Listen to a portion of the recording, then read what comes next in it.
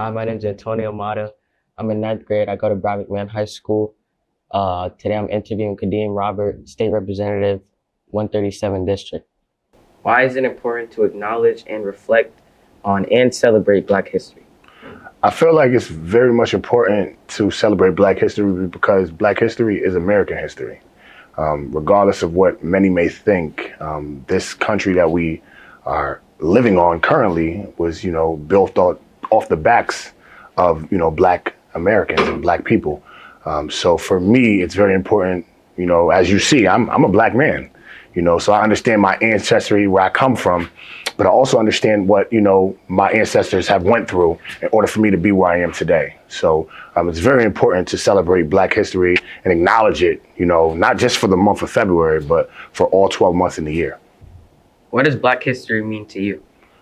Black history means to me what it may mean to a lot of people, but for me personally, it just means to be great. It means to be resilient, and it also means to overcome obstacles. There's a lot of boundaries and a lot of people, in the past history that were marginalized, that couldn't have the opportunities I have today. And many of us today still are marginalized, but for me, it just overall means to overcome all obstacles, to chase our dreams, never follow them, but more so chase them as hard as we can and be successful, because we are now leading the legacy and producing the results so that the future and the people behind me can chase and push forward to. At the end of the day, I stand on the back and the shoulders of a lot of pioneers that have done this before me, like your Martin Luther Kings, your Thurgood Marshalls, your Rosa Parks. So when people ask me like what it means to me, it is simply, just resilience and overcoming the obstacles that they have led for me to be here, for me to be in the school with you talking right now, because we never had that growing up back in the day, in past history, whites and Blacks couldn't go to school together, we couldn't drink out the same water fountain. So just understanding what that means is just basically overcoming all obstacles to be where we're at today. How have you seen the contributions of Black Americans shape the industry or field you're involved in today? Well, I'm involved in politics. So if you know and you see on the TV, if you see what's going on in the world today, this field wasn't really made for us. And being a politician in a room with 151 people and, doing the work we do, debating, arguing back and forth on the floor, creating legislation, and, creating bills itself. There's about 40 of us in the actual Black and Puerto Rican caucus. So being a Black man at the Capitol level, I see that this field wasn't really built for us. We had to break down barriers to get where we're at today. You're not going to see too many. I mean, it took you probably know about it, but you weren't born at the time. But President Barack Obama had became the first Black president, and it took years for that to happen, so to be a Black leader in politics is very important because we now have a voice for our people. And that voice is very, very loud now because we make sure that we stand up for our people and bring back resources for our communities. And so for me, it's very important to be in the field I'm in today, knowing that I'm a Black man and it wasn't really, made for me to be in this field. It means a lot. It means a lot. And I feel like now more than ever, I have to keep doing what I'm doing, but take it to another level because my ultimate goal is to be president one day, and just to be in a field where society never sees Black people in, you have to do things 10 times harder than your average counterparts. So, can you share with us your personal story and experience as a Black professional in your field? Oh man, that's an amazing question. My first personal experience, I ran my first race in 2017 for city council.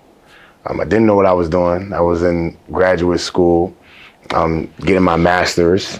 And at the time, I was back and forth to, graduating from school in Virginia, coming to Massachusetts, and then coming to Connecticut. And personal story between me and you is I lost my first election ever for councilman, city council, and I lost by 13 votes. And I said, listen, I gotta do something. This is crazy. I can't do it. Like I cannot just come out here and lose.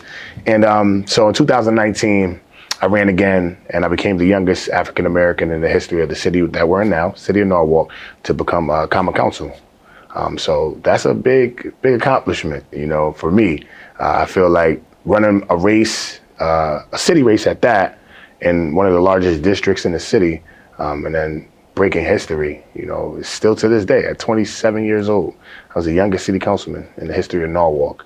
And it's still that today, you know. So I still have that what do you call that jersey on the wall, you know.